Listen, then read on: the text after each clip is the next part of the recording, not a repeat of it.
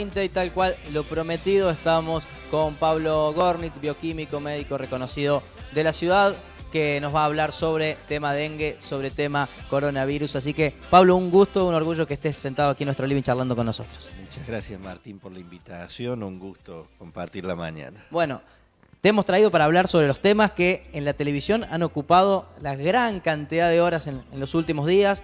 Tema dengue y tema coronavirus. Vamos a empezar por el dengue, ¿te parece? Perfecto. Todos los días en tu estudio, en el laboratorio, me decís que hay casos de análisis, me imagino que no solo de esta zona, sino de todo el país, ¿no? Sí, en el laboratorio cubrimos 5 provincias.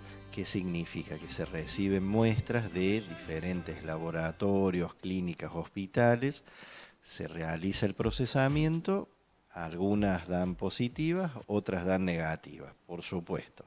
Si bien es una institución privada, funcionamos en forma articulada con salud pública, ya que en este caso el diagnóstico rápido, no solo le ayuda al paciente, sino a toda la comunidad. Pablo, ¿el único laboratorio de la ciudad que está capacitado para detectar justamente casos de dengue o el sistema público o privado trabaja también con otros laboratorios? Realmente no lo conozco. Nosotros hace años que hacemos este tipo de estudios, la primera epidemia o cuando se manifestó la enfermedad, y bueno, parecía algo olvidado y la realidad volvió a recordarnos la cruda realidad. ¿De dónde son los casos que más dan positivo de dengue, Pablo? La mayoría de los casos son del noreste de la provincia, de Balnearia, Marul, ha habido algún caso también de Miramar, pero de allí provienen la mayoría de los casos. Bien, ¿de aquí autóctonos de esta zona, el departamento de San Martín? Autóctonos no les sé decir hoy porque son datos que varían día a día y eso seguramente la información actualizada lo puede aportar epidemiología de la provincia. Sí hemos tenido un caso reciente que sé que la muestra también fue al laboratorio central de la provincia, desconozco el resultado. Es decir, que ya no le sorprende que todos los días haya casos de análisis de dengue. Ya es como una rutina, digamos. Es una rutina, no sorprende, pero preocupa, porque es una enfermedad que no estaba en nuestra zona y hoy se está instalando. Y se está instalando y uno piensa, bueno, ¿cómo la puedo combatir? Porque uno los mosquitos los ve, entonces, y es picado por esos mosquitos. Entonces, ¿qué consecuencias puede tener esto? Sí, lo principal es, ojalá que no llegara ningún caso al laboratorio, ¿no? Sino que la prevención fuera lo fundamental en este tipo de enfermedad, ¿no? Así es, afortunadamente también la mayoría de los casos son casos leves que se recuperan o inclusive hasta casos que pasan inadvertidos. Ahora, vuelvo a recalcar, el rápido diagnóstico es clave en evitar la diseminación de la enfermedad. ¿Por qué digo el rápido diagnóstico? Hoy llega una muestra o un paciente concurre al laboratorio, se le realiza una extracción de sangre y en 2 horas uno le puede decir, mire, ¿es positivo o es negativo?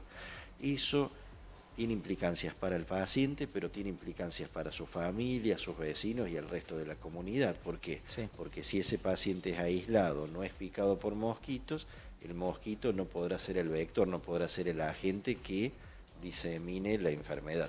Es decir, que en tan solo 2 horas se puede hacer el estudio. Sí, 2 horas es un tiempo estimado, puede ser menos, puede ser más, de acuerdo a la demanda de trabajo del laboratorio y a la urgencia del caso. Bien, lo principal recordar a la gente, Pablo, que para prevenir el dengue es básicamente descacharrar, tener limpios los patios, las piletas, donde el mosquito no se pueda reproducir, ¿no? Así es, y si uno tiene la suerte de viajar y ese viaje es un viaje a una zona de mayor, más cerca del micrófono. mayor presentación de la enfermedad, bueno, no olvidar de colocarse repelente y renovar esa colocación de repelente. Sí, y en los patios eso, mantener limpios siempre. Mantener limpios los patios, así es. Bueno, vamos a hablar del otro tema ahora, que tal vez es mucho menos grave en nuestro país que el dengue, porque el dengue claramente hay muchos más casos, pero tiene más difusión mediática, que es el coronavirus. ¿Cómo ves ese tema, digamos? ¿Estamos haciendo hincapié en algo que en realidad todavía en Argentina no ocurre y tendríamos que estar prestándole más atención al dengue, por ejemplo? El sol sale todos los días. Uno puede tratar de taparlo, pero va a salir. Es algo que al principio, a nivel mundial, recordemos que esto apareció a fines del año pasado, parece que fuera una eternidad, pero solo han transcurrido 2 o 3 meses, y de estar localizado en una ciudad, en un país, hoy el mundo lo está sufriendo. Entonces, sería, creo, pecar de soberbio decir nosotros no tenemos el problema y no lo vamos a tener. Hoy, con la movilidad, con los viajes de diferentes personas, que no esté la enfermedad no significa que mañana esté presente. Por otro lado, el diagnóstico rápido tiene las mismas implicancias del dengue. Coronavirus es una familia de virus que afecta a animales y también afecta a humanos. Ha habido años anteriores algunas variantes de coronavirus, variantes nuevas que han sido preocupantes ya que tenían letalidad, que significa que moría un 10, un 20 o un 30% de las personas infectadas. No parece ser el caso de esta nueva variedad. Ahora, ¿cuál es la seriedad? Si bien se habla de tasa de complicaciones, de muertes de un 2%, ese es un estimado porque todavía no sabemos el final de la película. Sí, lo que se ha descrito en estos meses, cortos meses de enfermedad, es que a diferencia de otros virus respiratorios, los niños parecen estar más seguros. Y a medida que avanzamos en los años, la tasa de enfermedad aumenta y la tasa de complicaciones aumenta. Ejemplo, Sí. Una persona de 40 años, la probabilidad de complicaciones es menos de un 1%. Una persona de 70, de 80 años, esa tasa de complicaciones puede llegar a un 15%. Bien. En todo el país hay 11 casos aislados de personas que se la están analizando. Realmente es muy poquito, digamos, por ahora. Pero es lo que decía, la interconectividad permanente hace que uno piense que en los próximos meses esto puede ser mayor, ¿no? Así es, sobre todo que como no todos los casos son graves, no todos los casos hacen pensar que puede estar presente el virus. Y eso es lo peligroso en este caso porque cada persona que pueda estar infectada funciona como un amplificador, como un difusor de esa enfermedad. Pablo, escuchaba ayer en algún medio de comunicación, en Tele8 Córdoba, si no recuerdo mal, que decía que una de las particularidades de este coronavirus es que puede infectar estando en el proceso de incubación todavía, sin que se haya manifestado. ¿Esto es real? ¿Es así? Bueno, es lo que comentaba recién.